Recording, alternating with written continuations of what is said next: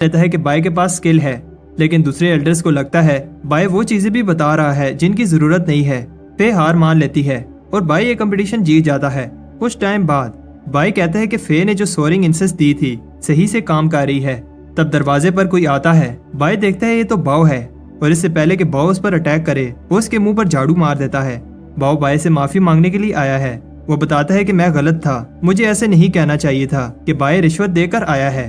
वैसे भी बाव अभी की कंडेंसेशन के लेवल 3 पर है तो बाय को उससे कोई खतरा नहीं है। बाय ने उसे पीटा, इस वजह से बाव स्ट्रॉन्ग बन गया है और चाहता है कि बाय इसे भी कुछ सिखाए, लेकिन बाय इंटरेस्टेड नहीं है। बाव बताता है कि उसकी सुपरविजन डिपार्टमेंट में कनेक्शंस हैं और बाय को संभल कर रहना होगा। सबकी बाय पर नजर है और एक और दोस्त होना बुरा नहीं है। उस रात दोनों दोस्त अपनी फ्रेंडशिप के नाम पर पीते हैं और बाय उसे अपनी सारी स्टोरी सुनाता है। बाव को लगता है कि बाय जल्द ही फाउंडेशन एस्टेब्लिशमेंट रेल्म में पहुंच जाएगा। बाय को ऐसा नहीं लगता। बाव बताता है कि बाद में मोर्टल वेन एस्टेब्लिशमेंट लेवल में जाना इजी है, बस बाय को बहुत सारी फाउंडेशन एस्टेब्लिशमेंट पिल खानी होगी। बाय को यह बात पता नहीं थी और बाव बताता है कि फिर बाय की लाइफ 100 साल से बढ़ जाएगी। बाय जल्दी से अपनी लाइफ को इंक्रीज करना चाहता है। बाव बताता है कि पिल मिलना तो बहुत टफ है, इसलिए उन्हें खुद ही पिल्स रिफाइन करनी होगी, लेकिन पिल्स रिफाइन करने के लिए उन्हें अपोथेकेरी जर्नीमैन बनना होगा। कंपटीशन जीतने के बाद बाय फेमस हो गया है और अब वो अपोथेकेरी जर्नीमैन बनना चाहता है। बाय सबसे लास्ट में टेस्ट देने आया, लेकिन 10 में से 10 फर्नेस में पिल रिफाइन कर ली। ऐसा पहली बार कोई कर पाया है और उसकी लास्ट पिल एक मिड लेवल पिल थी। कुछ टाइम बाद हम देखते हैं कि बाय के फेमस होने के बाद बहुत सारे लोग उसकी हेल्प मांगने के लिए उसके घर के बाहर जमा होते हैं। चैन को यह देखकर गुस्सा आता है। तब फैंग कहता है कि तुम घबराओ नहीं, मेरे पास एक प्लान है। बाय सबकी हेल्प करता है। मैं ये देखकर खुश होती है। मैं चाहती है कि अगर बाय कहीं दूर गया तो उसे लेटर भेजे। अचानक बाव वहां आता है और घबराया हुआ होता है। बाव बाय से कहता है कि वो भाग जाए, तभी वो बच सकता है, लेकिन वहां कुछ लोग बाय से कहते हैं कि उसे लॉ एनफोर्समेंट हॉल चलना होगा। उधर फैंग और फे अपने तीसरे टीममेट का वेट कर रहे होते हैं। तब उन्हें पता नहीं होता कि उनका तीसरा टीममेट बाय है। लॉ एनफोर्समेंट हॉल ने बाय को इस मिशन के लिए सिलेक्ट किया है। फैंग देखता है कि बाय ऐसी रेडी होकर आया है जैसे वो किसी जंग पर जा रहे हों और बाय को बताता है कि हमारा मिशन एक आदमी का पता लगाना है जिसका नाम हो यांग है। फैंग बताता है कि उनका मिशन डेंजरस नहीं है। बाय कहता है कि वो रिस्क नहीं लेना चाहता। फे बाय से कहती है कि तुम बहुत डरते हो, कुछ नहीं होगा। बाय के दोस्त भी उसे छोड़ने आए हैं और जैंग बाय को अपना बर्तन देता है, बट ये बहुत भारी होता है। मे भी बाय को गुड बाय कहने आई है और इसने बाय के लिए पेस्ट्रीज बनाई हैं। मे उसे कुछ एलिक्सर्स देती है जो उसके काम आएंगे। हो यांग जिस आदमी को ढूंढने जा रहे हैं वो मे का भाई है। मे कहती है कि मुझे पता है मेरा भाई ठीक है और जब वो तुम्हें मिले तो मेरी तरफ से उसे एक पंच मारना। बाय मे से कहता है कि तुम घबराओ नहीं, मैं उसे साथ लेकर आऊंगा। बाय कहता है मेरा पहला मिशन है और पूछता है क्या सच में ये मिशन डेंजरस नहीं है। उसे लगता था कि वो सोर्ड पर उड़कर जाएंगे, बट वो सरप्राइज हो जाता है कि वो एक उड़ने वाली शिप पर जा रहे हैं। फिर बताती है कि वैसे नए स्टूडेंट्स को मिशन पर नहीं भेजा जाता। बाय कहता है कि वो अपनी मर्जी से नहीं आया। फिर हमें पता चलता है कि लॉ एनफोर्समेंट हॉल वाले बताते हैं कि उसे आउटर सेक्टर में आए हुए 1 साल हो गया है और इसने एक भी हर्ब कलेक्टिंग का मिशन नहीं किया। ये सेक्टर के रूल्स के अगेंस्ट है और पनिशमेंट के लिए बाय को इस मिशन पर जाना होगा। बाय को याद आता है कि बाओ ने उसे बताया था कि फैंग से दूर रहना, वो तुम्हें मारने का चांस मिस नहीं करेगा। फैंग बताता है कि ये शिप स्पिरिट स्टोन पर चलती है और इन्हें थोड़े ही स्टोन्स मिले हैं, इसलिए आधा रास्ता उन्हें पैदल चलना होगा। वो सब हेवन रीचिंग रिवर से गुजरते हैं जो सब सेक्टर्स को स्पिरिचुअल एनर्जी देता है। जितना आगे जाओगे स्पिरिट एनर्जी और भी ज्यादा हो जाएगी। बाय भी एनर्जी इंक्रीज को फील कर रहा है। बाय को नहीं पता था कि उनके सेक्टर के अलावा और भी सेक्टर्स हैं। सामने फॉलिंग स्टार माउंटेन्स हैं और यहाँ से आगे उन्हें पैदल चलकर जाना होगा। बाय को समझ नहीं आ रही कि वो रात को रुकने की जगह आगे क्यों बढ़े हैं, क्योंकि जंगल रात को ज्यादा डेंजरस होता है। बाय और डर जाता है जब फैंग बताता है कि डिमोनिक ब्लड स्ट्रीम सेक्टर इस माउंटेन की दूसरी तरफ है। बाय ऐसे दिखाता है जैसे उसे डर नहीं लग रहा। फिर उसके साथ मजाक करती है जिससे वो डर जाता है। बाय कहता है कि मैं डरता नहीं हूँ, बस अलर्ट रहता हूँ। तब बाय को एक हिप्नोटाइजिंग फ्लावर खाने ही वाला होता है। उन्हें एक मरा हुआ रैबिट नजर आता है जो खुद नहीं मरा, लेकिन उस पर चोट के भी निशान नहीं है। इस रैबिट से एक इवल एनर्जी निकल रही होती है। फैंग और फे को समझ आ जाती है ये 2 सरों वाली चमगादड़ों का काम है। इनके दांत और नाखून जहरीले होते हैं। वो सब पास किसी चीज को सेंस करते हैं और फे बाय को एक पेड़ के नीचे आने से बचाती है। ये एक जायंट होता है। तब बाय भी फे को एक स्नेक से बचाता है। उन्हें लगता है कि जायंट चला गया, लेकिन वो उनके ऊपर आ जाता है। वो चुप रहते हैं जिससे जायंट वापस चला जाता है। बाय ये सुनकर शौक होता है कि इस बेहीमत की पावर फाउंडेशन एस्टेब्लिशमेंट लेवल से भी ज्यादा है और अगर वो हमें ढूंढ लेता तो अभी हम जिंदा ना होते। बाय हैरान होता है कि उन्होंने अभी से ही इस जंगल का सबसे पावरफुल मॉन्स्टर देख लिया है। फैंग कहता है ये तो कुछ भी नहीं, इस फॉरेस्ट में इससे भी ज्यादा डेंजरस मॉन्स्टर्स हैं। बाय ऐसे दिखाता है कि वो डरता नहीं है और फैंग एक इवल स्माइल देता है क्योंकि इसने बाय के कपड़ों पर कुछ लगा दिया है। इससे वो चमगादड़ें उन पर अटैक कर देती हैं। फैंग कहता है कि वो अलग डायरेक्शन में भागें और फिर फॉरेस्ट के बाहर एक दूसरे को ढूंढ लेंगे। बाय पहले ही भाग गया है। फे बाय को बुजदिल कहती है और इन मॉन्स्टर्स पर एक पावरफुल अटैक करती है। फैंग ट्रांसमीटर को देखकर सोचता है कि बाय कितना भी पावरफुल हो, इन डिमोनिक बैट से नहीं बच सकता। तब फे भी उस केव में आ जाती है और फैंग कहता है कि अब वो प्रे ही कर सकते हैं कि बाय ठीक हो। फे ऐसे ही बाय को मरने नहीं दे सकती और बाय को ढूंढना चाहती है। फैंग कहता है कि वो बैट्स रात को घूमती हैं और इस समय जंगल में वापस जाना सुसाइड है। फैंग कहता है ये मेरी गलती है कि मैं तुम सबको इस जंगल में लाया। फे कहती है कि इस सब में तुम्हारी गलती नहीं है और हमें कम से कम बाय की बॉडी वापस लेकर जानी चाहिए। उधर फॉरेस्ट में बाय बैट से बचकर भाग रहा होता है, लेकिन वो बैट्स उसका पीछा नहीं छोड़ रही। सुबह फैंग कहता है कि बाय हमारा स्मोक सिग्नल देने पर भी नहीं आया। फे को याद आता है कि वो कैसे बाय से मिली और फे को लगता है कि अभी भी वो बाय की आवाज सुन पा रही है। ऐसा इसलिए है क्योंकि बाय वापस आ गया है। बाय बताता है कि वो बहुत मुश्किल से बचकर आया है और फे से पूछता है क्या तुम्हें मेरी फिक्र हो रही थी क्योंकि तुम्हारी आंखों के नीचे डार्क सर्कल्स हैं। फैंग इंप्रेस होता है कि वो बच गया। बाय बताता है कि बैट्स उसका पीछा ही नहीं छोड़ रही थी और फिर कभी तुम लोग ऐसे मुझे अकेले छोड़कर मत जाना। फे बाय से पूछती है कि तुम हमारा स्मोक सिग्नल देखकर क्यों नहीं आए। तब बाय बताने लगता है कि रात को क्या हुआ, बैट्स उसका पीछा ही नहीं छोड़ रही थी, तो वो उनसे फाइट करने लगता है और बाय को पता चलता है कि उसकी सोर्ड कितनी पावरफुल है। फैंग शॉक हो जाता है कि बाय बैट्स से बचकर नहीं भागा, वो सारी बैट्स को मार कर आया है। बाय बताता है कि बैट्स के दांत बर्निंग ब्लड इंसेंस बनाने के लिए यूज होते हैं, इसलिए वो सारी रात उन दांतों को निकालता रहा। वो केव से बाहर जाने ही वाले होते हैं, तब बाय पर एक आई मॉन्स्टर अटैक कर देता है। फे बाय को बचा लेती है और फैंग बताता है कि आई मॉन्स्टर एक एंशिएंट बीस्ट है जो एक बार किसी को पकड़ ले तो तब तक एनर्जी एब्जॉर्ब करता रहता है जब तक इंसान मार ना जाए। अब फिर से वो हो यांग को ढूंढने लगते हैं।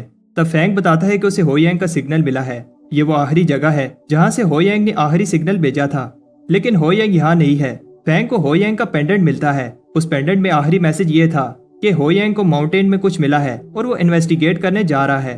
हो यांग ने और कुछ नहीं बताया, इसलिए उन्हें ये नहीं पता चलता कि माउंटेन्स में क्या है। फैंग को लगता है कि हो यांग उस क्लैन की बात कर रहा है जो बॉर्डर के पास है। बाय कहता है कि हमें आगे बढ़ने से पहले सेक्टर को इस सब का बताना चाहिए। फे इतनी छोटी सी बात सेक्टर को नहीं बताना चाहती और कहती है कि हमें आगे बढ़ना चाहिए। बाय कहता है कि हमें नहीं पता कि माउंटेन्स में क्या है और हमें पहले सेक्टर को इन्फॉर्म करना चाहिए।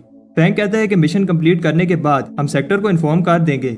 उधर दो लोग जंगल में भाग रहे होते हैं और एक कहता है तुम्हें पता है ये मिशन कितना इंपॉर्टेंट है।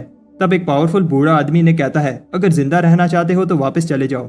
बाय की टीम एक क्लैन की इंटरेस्ट के सामने पहुंच जाते हैं और ये जगह कोई कब्रिस्तान लग रही होती है। तब बाय डर जाता है जब एक आदमी गेट से बाहर आता है। बाय को लगता है कि दाल में कुछ काला है और हमें अंदर नहीं जाना चाहिए।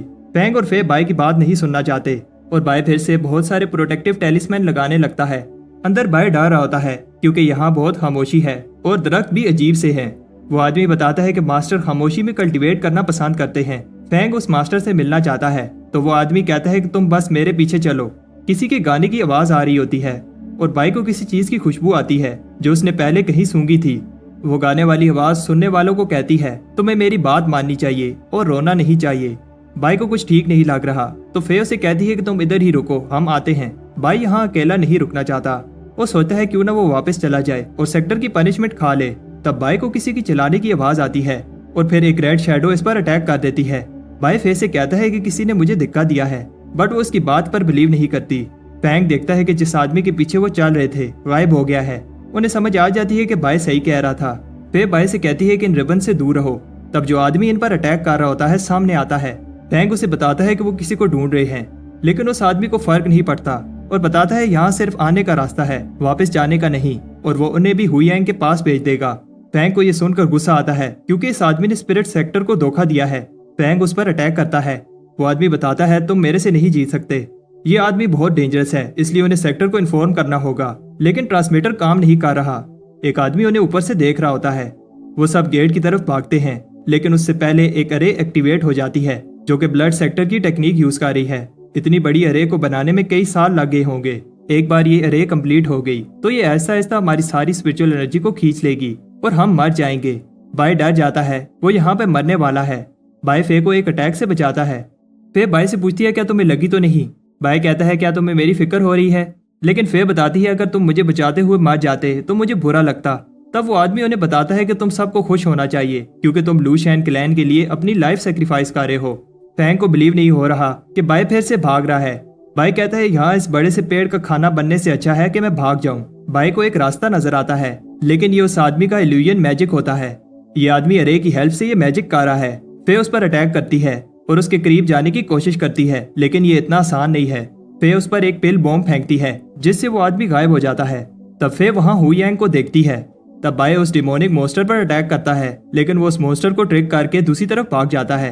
वो मोस्टर बाय को एक रिबन से पकड़ लेता है, बट बाय अपनी ताकत से मोस्टर को ऊपर फेंकता है और अपनी सोर्ड से मार देता है। मोस्टर को मारने से अरे में होल हो जाता है और यही भागने का एक चांस होता है। तब फे जख्मी हु यांग को लाती है।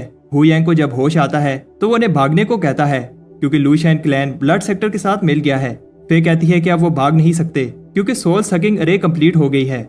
जमीन से उस पेड़ की जड़ें इन्हें पकड़ने के लिए निकलती हैं। बाय बताता है कि उसने अरे में एक होल किया है। फे हु यांग को लेकर अरे से बाहर भाग जाती है। बाय भी होल की तरफ जाता है। तब फैंग उसकी हेल्प मांगता है, लेकिन ये फैंग की एक ट्रिक होती है और वो रूट्स बाय को पकड़ लेती हैं। फैंग बताता है कि वो फॉरेस्ट में लकी था, बट अब उसका खेल खत्म। फैंग देखता है कि अरे अब बंद हो रही है और फे सोचती है आखिर बाय और फैंग क्यों नहीं आ रहे। बाय को जब होश आती है तो उसे पता चलता है कि फैंग ने उसे धोखा दे दिया है। ऊपर फैंग को भी रूट्स पकड़ लेती हैं। फैंग बॉम्ब पिल यूज करके निकलने की कोशिश करता है। फैंग शॉक हो जाता है जब बाय जिंदा जमीन से निकलता है। फैंग कहता है कि वो मरने वाला है और बाय को साथ लेकर जाएगा और वो बॉम्ब पिल फेंकता है। फैंग को वो रूट्स पकड़ लेती हैं। वो एक्सप्लोजन बाय को रे से बाहर फेंक देता है। बाय की अनटाइन स्किन की वजह से उसे कुछ नहीं होता। फैंग प्रॉमिस करता है जब वो बाहर निकलेगा तो बाय को नहीं छोड़ेगा, लेकिन वो आदमी कहता है कि फैंग कभी भी बाहर नहीं निकल पाएगा। बाय ऐसे दिखाता है कि वो दुखी है और फे को बताता है कि फैंग ने उसकी जान बचाई है। हम देखते हैं कि लू शैन क्लैन किसी तरह का रिचुअल कर रहे होते हैं और वो आदमी एल्डर को बताता है कि वो एक ही को पकड़ पाए और बाकी हु यांग को लेकर भाग गए। मास्टर चेन्यू कहता है कि कोई बात नहीं, हमें अपने गोल पर फोकस करना चाहिए क्योंकि कुछ ही दिन रह गए हैं। वो आदमी लीडर से कहता है कि मैं उन्हें फॉलिंग स्टार माउंटेन से बाहर नहीं जाने दूंगा। बाय देखता है कि ट्रांसमीटर अभी भी काम नहीं कर रहा और फे सोचती है क्या वो जिंदा वापस जा पाएंगे। हु यांग बताता है कि ये बहुत सीरियस बात है। लू शैन क्लैन ने स्पिरिट सेक्टर के साथ बगावत की है। जब स्पिरिट सेक्टर को इस सब का पता चलेगा तो वो लू शैन क्लैन को नहीं छोड़ेंगे। फे रोने लगती है क्योंकि वो अब वापस नहीं जा पाएंगे और फैंग भी नहीं बच पाया जबकि वो लेवल 7 की कंडेंसेशन स्टेज पर था। फे बाय से कहती है तुम्हें तो अपनी जान प्यारी है और पूछती है क्या तुम्हें डर नहीं लग रहा। बाय कहता है कि मुझे डर लग रहा है बट हमें हार नहीं माननी चाहिए। फे कहती है कि बाय सही कह रहा है और हमें हार नहीं माननी चाहिए। हु यांग की एनर्जी अब काफी रिकवर हो गई है। बाय उसे आराम से पंच मारता है जो मे ने हु यांग को मारने के लिए कहा था। हु यांग को समझ आ जाती है कि बाय की टीम शिप से आई है और इन्हें आसपास के गांव का नहीं पता जो डिस्ट्रॉय हो चुके हैं। हु यांग बताता है कि लू शैन क्लैन ने ब्लड सेक्टर के साथ मिलकर ये सब किया है।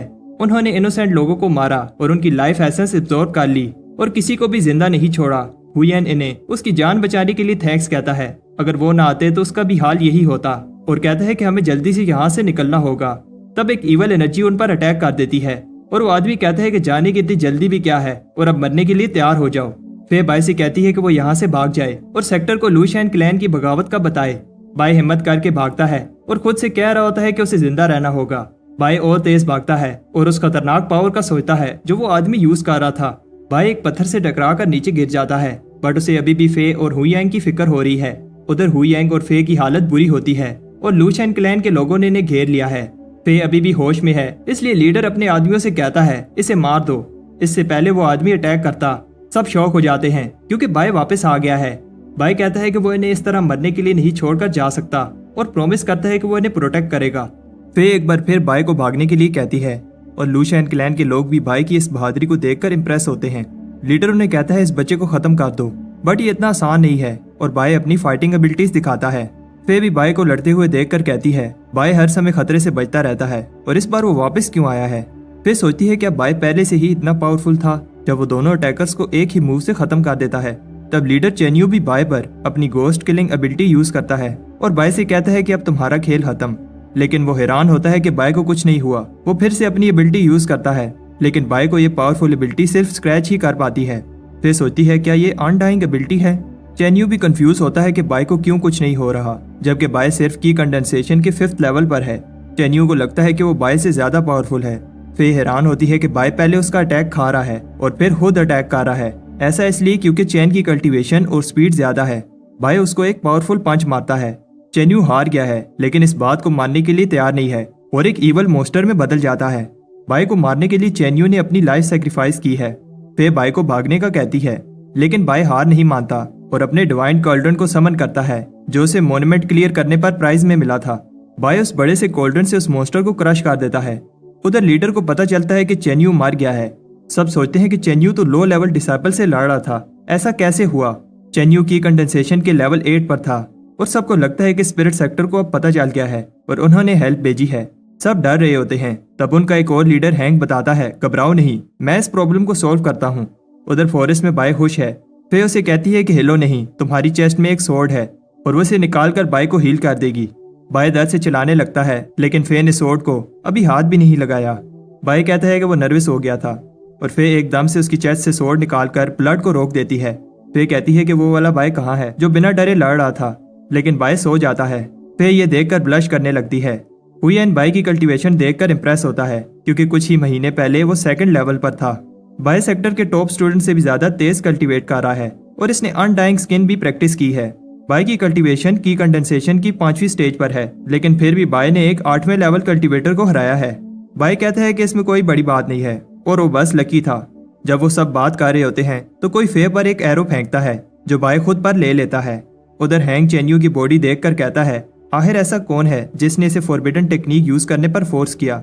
उसे समझ आ जाती है कि ये कोई आम बंदा नहीं है लेकिन इससे वो और ज्यादा एक्साइटेड हो जाता है। उधर फॉरेस्ट में लूशियन क्लैन के मेंबर्स बाय के ग्रुप का पीछा कर रहे होते हैं और इन्हें बेस पर पहुंचने में अभी और 3 दिन लग जाएंगे। हुयेन बाय को बार बार उनकी जान बचाने के लिए थैंक्स कहता है और कहता है कि वो अब अगले जन्म में बाय का इस एहसान का बदला चुकाएगा। बाय कहता है कि तुम हिम्मत मत हारो, हमारे पास बहुत सारे एलिक्सर्स हैं। कुछ टाइम बाद हुयेन की हालत अभी भी ठीक नहीं होती और वो बाय और फे से कहता है कि वो उस पर और एलिक्सर वेस्ट ना करें। इन्हें पता है कि लूशियन क्लैन में बहुत सारे 6 और 7 की कंडेंसेशन के स्टूडेंट्स हैं और बाय उन सब से अकेले नहीं लड़ पाएगा। उन्हें लगता है कि बचने का चांस बहुत कम है। बाय केव के अंदर आने वाला रास्ता पत्थरों से बंद कर देता है। तब फे की बात सुनकर सब हैरान होते हैं कि लूशियन क्लैन में लीडर के अलावा एक और आदमी है जो की कंडेंसेशन की 9th स्टेज पर है और उसका नाम हैंग है। तब लूशियन क्लैन के एक मेंबर को वो केव मिल जाती है और वो इसका हैंग को बताने लगता है लेकिन उससे पहले बाय इसे मार देता है। वो अभी भी सेव नहीं है। रेड क्लाउड्स को देखकर वो समझ जाते हैं कि ये हैंग का पावरफुल मोस्टर पेट है जो तेजी से इधर ही आ रहा है। बाय कहता है हम इससे लड़ नहीं सकते और हमें भागना होगा, लेकिन फे और हुयेंग जाने से मना कर देते हैं क्योंकि ये दोनों बहुत इंजर हो गए हैं और इनकी स्पिरिचुअल एनर्जी भी अब खत्म हो गई है। बाय के पास अभी भी काफी एनर्जी है और अगर बाय स्पिरिट सेक्टर को इन्फॉर्म कर देता है तो चांसेस हैं कि वो सब बच सकते हैं। बाय को पता है कि वो अपनी लाइफ को सेक्रीफाइस कर रहे हैं ताकि बाय बचकर भाग जाए। बाय नहीं जाना चाहता लेकिन वो ईवल एनर्जी करीब आ रही है। फे कहती है कि अगर तुम नहीं गए तो मैं अपनी जान ले लूंगी। बाय फॉरेस्ट में भाग जाता है और फे कहती है कि कम से कम बाय जिंदा बच जाएगा। वो सोच रहे होते हैं कि वो लूशियन क्लैन को रोकेंगे जब तक बाय सेफ जगह पर नहीं पहुंच जाता। उधर बाय सबको बचाना चाहता है और एक क्लिफ के ऊपर चढ़कर चिल्लाता है जिसमें दम है आओ। फे और हुयेन ये देखकर शॉक हो जाते हैं और बहुत सारे एनिमीज बाय के पीछे जाते हैं।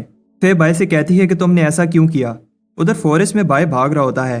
हैंग बाय का चैलेंज एक्सेप्ट करता है और सब क्लैन मेंबर्स को उसके पीछे भेजता है। बाय को ठिकाने लगाने के बाद वो उसके दोस्तों के पीछे जाएंगे।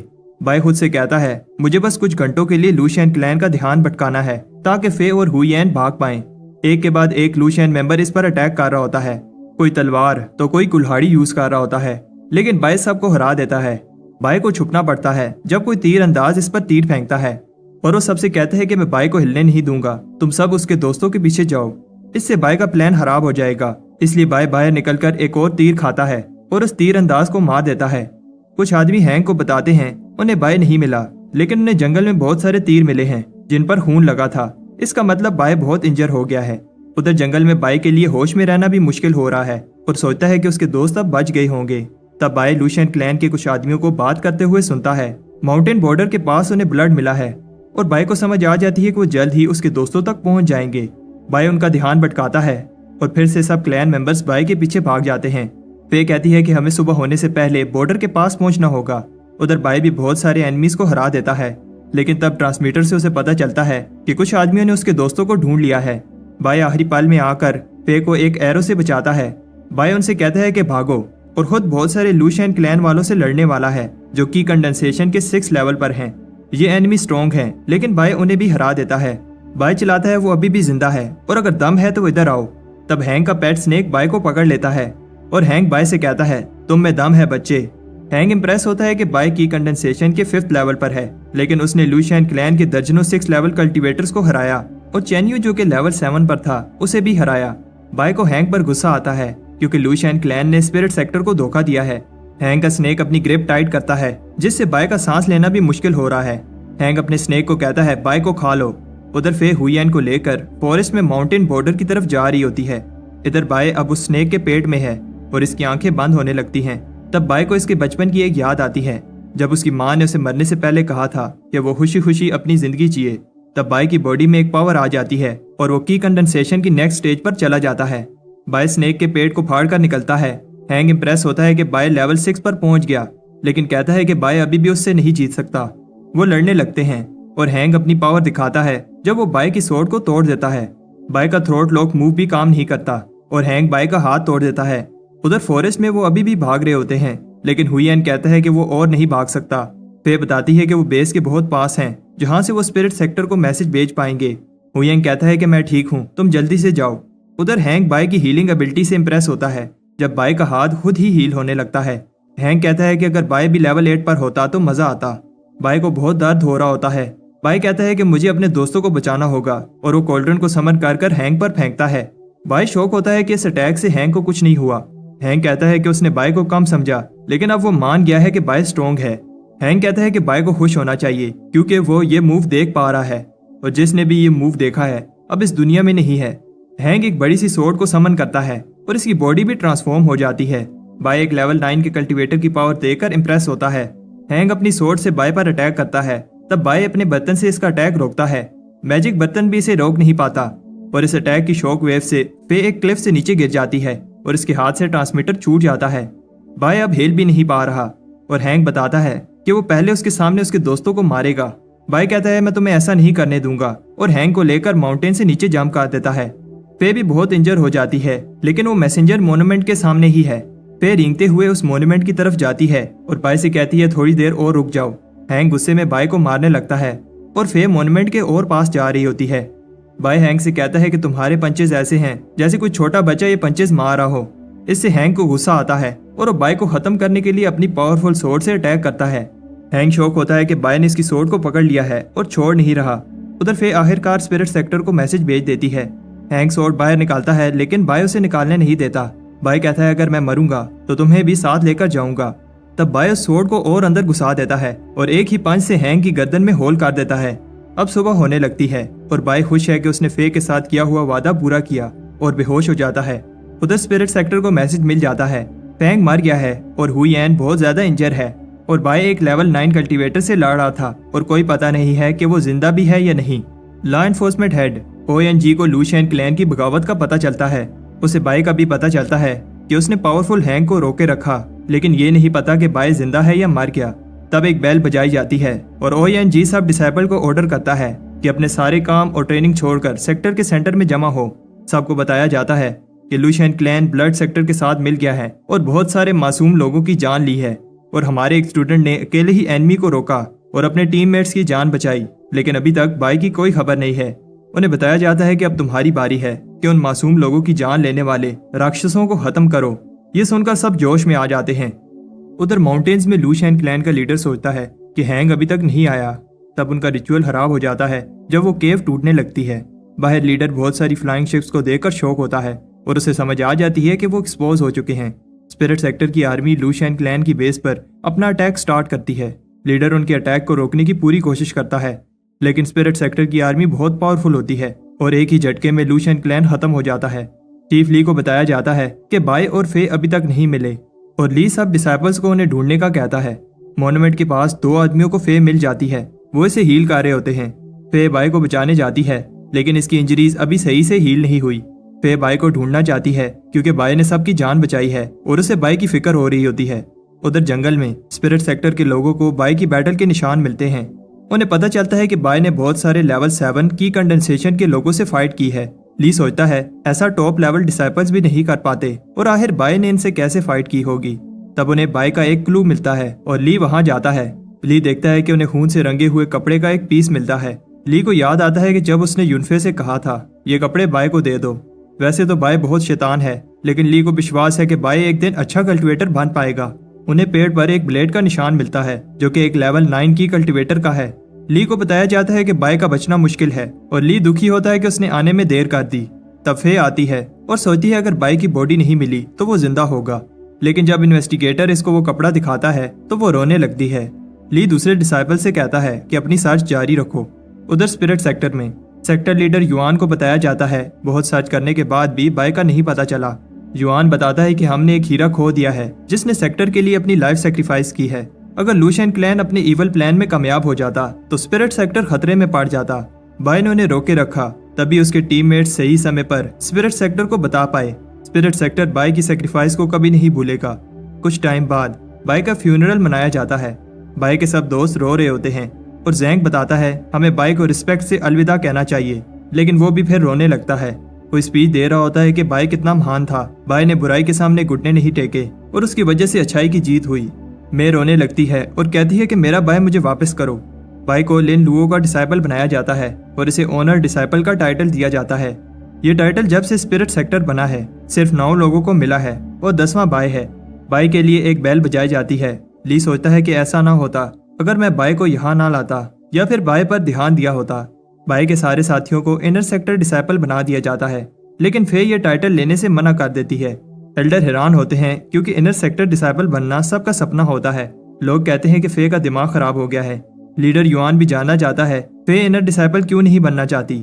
फे कहती है क्योंकि मेरी एक और रिक्वेस्ट है, मुझे डोंगलैंड सिटी में भेजा जाए।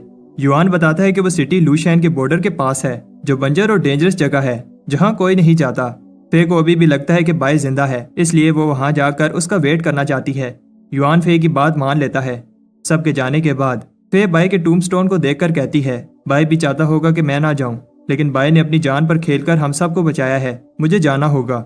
उधर बाय एक सपना देख रहा होता है कि वो स्पिरिट सेक्टर का हीरो बन गया है। तब बाय की आंख खुलती है तो वो देखता है कि उसकी बॉडी हील हो गई है। बाय सोचता है क्या मैं मर गया हूँ और क्या ये हेल है। तब वहां उसे एक बूढ़ा आदमी मिलता है। बाय उसे कहता है कि वो उसे माफ कर दे, वो गलती से इस केव में आ गया। बाय खुश है कि वो सेफ है और अपने दोस्तों के पास भागता है, लेकिन एक बैरियर से टकराता है। वो आदमी कहता है ये एक एंशिएंट बैरियर है, तुमने अनडाइंग मेथड प्रैक्टिस किया है फिर भी तुम इसे तोड़ नहीं पाओगे। बाय हैरान होता है कि इस आदमी को पता है कि मैं अनडाइंग स्किन प्रैक्टिस कर रहा हूँ। वो बूढ़ा आदमी एक्सप्लेन करता है जितना बाय इंजर हो गया था, अगर अनडाइंग पावर ना होती तो वो कब का मार गया होता। अनडाइंग पावर ना चाहते हुए भी आसपास की नेचर एसेंस को एब्जॉर्ब करके बॉडी को हील कर देती है। वो आदमी बाय को एक पिल देता है जो इसकी स्पिरिचुअल एनर्जी को रिकवर करेगी। वो आदमी बताता है कि मैं 15 दिन के बाद इस केव में वापस आऊंगा। बाय कहता है कि ये कितना अजीब है। वो आदमी चाहता है कि मैं अपनी स्ट्रेंथ रिकवर करूं, लेकिन ये नहीं चाहता कि मैं केव से बाहर जाऊं। बाय सोचता है कहीं वो मुझे खिलाफ लाकर मोटा कर रहा है ताकि बाद में मेरी एनर्जी को एब्जॉर्ब कर पाए। बाय कहता है अब कुछ नहीं हो सकता, मुझे स्ट्रॉन्ग बनना होगा और अपने मैजिकल बर्तन की हेल्प से उस पेल की एनर्जी को इंक्रीज करता है।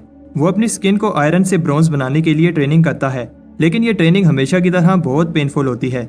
बाय आखिरकार ब्रॉन्ज स्किन कर लेता है। बाय फिर से ब्रेक थ्रू करने लगता है और फिर सिल्वर स्किन कर लेता है। वो बूढ़ा आदमी भी बाय की प्रोग्रेस से इम्प्रेस होता है। बाय इतने कम समय में इतना आगे बढ़ गया है। बाय उस आदमी से माफी मांगता है क्योंकि उसने उस पर शक किया। सिर्फ उस बूढ़े आदमी की वजह से वो सिल्वर स्किन कर पाया। बूढ़ा आदमी कहता है कि इसमें मेरा कोई कमाल नहीं है और ये बाय की अपनी मेहनत है। अनडाइंग स्किन पावरफुल तो है, लेकिन इसे प्रैक्टिस करना बहुत टफ है। सिर्फ वही लोग इसे पूरी तरह मास्टर कर सकते हैं जो दोनों स्क्रोल्स को मास्टर करें। वो आदमी बाय से कहता है कि वो किसी को ना बताए कि वो मेरे से मिला और जाते हुए उसे मिसिंग अनडाइंग स्क्रोल देता है, जिससे बाय इस टेक्निक को पूरी तरह से मास्टर कर पाएगा। उधर डोंगलांग सिटी में एक आदमी फे को बताता है कि फे का लीडर गुस्से में है क्योंकि फे ने 6 महीने से इस सिटी की रिपोर्ट नहीं भेजी। अगर ऐसे ही चलता रहा तो उसे पनिशमेंट मिलेगी। फे को फर्क नहीं पड़ता, वो बस बाय को ढूंढना चाहती है। सिटी में एक बैगर को दुकानदार बुरा भला कह रहा होता है क्योंकि वो पैसे दिए बिना खाना उठा रहा था। फे कहती है इसे थोड़ा खाना दे दो। फे भिखारी की आवाज सुनकर शॉक हो जाती है जब वो उसे थैंक्स कहता है क्योंकि वो कभी भी इस आवाज को नहीं भूल सकती। पास कुछ लोग उस बैगर की इंसल्ट कर रहे होते हैं। फे उस तरफ भागती है और उसका नाम लेती है। ये बैगर बाय होता है और इसे देखकर फे की आंखों में आंसू आ जाते हैं। रात को फे बाय को नए कपड़े और खाना देती है। वो बाय को बताती है कि मैं तुम्हें 6 महीने से ढूंढ रही हूँ और सेक्टर में भी सब दुखी हैं। बाय बताता है कि उसका ट्रांसमीटर गुम हो गया था और मुझे भी तुम सबकी फिक्र हो रही थी, लेकिन बाय को यह समझ नहीं आ रही कि फे इस सिटी में क्या कर रही है।